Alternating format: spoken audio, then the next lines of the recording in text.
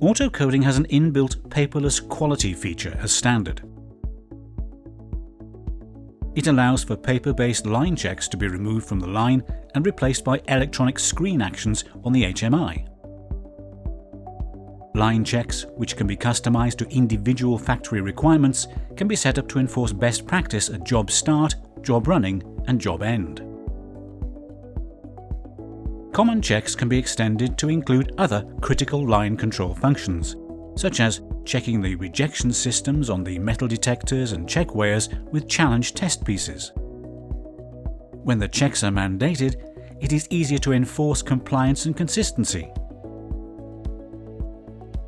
The line can be configured to stop if a check is either not performed or as the result of the check dictates.